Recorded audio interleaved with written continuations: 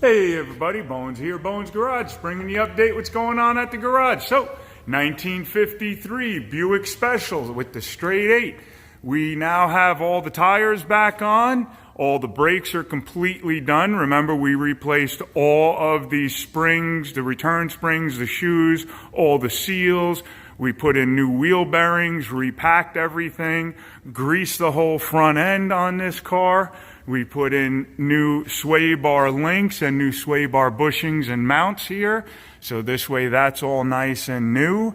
On the rear end, we basically did the same.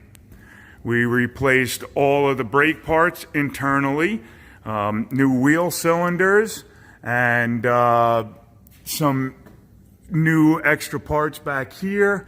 We did the bearings, the seals, inner and outer on the axle and on both sides. One of the next things we're going to do for this car is we found that the rear differential here keeps filling up with oil. The only way this can get more oil than it's supposed to have in it, gear oil that is through the transmission, which is all the way up here. What happens is this car has a torque tube, which is an enclosed drive shaft, and that's part of it right there, and it runs straight down and out to the back of the to the front of the differential. The seal in here will go bad, and the transmission fluid will go from the transmission through the seal into the torque tube and then down into the rear differential.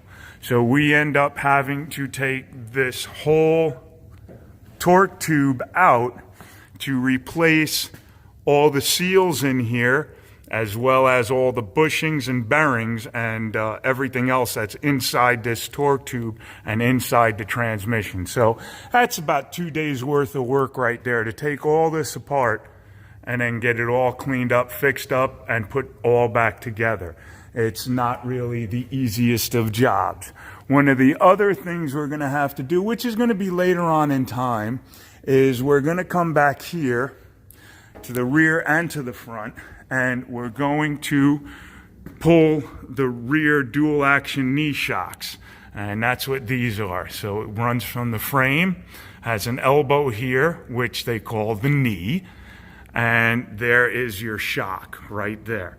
So there's two parts, one for up and one for down, and that's what cushions your ride. They're leaking really bad. As you can see, they're leaking out of the seals. This one is absolutely terrible. You can see how badly it is leaking out of everywhere.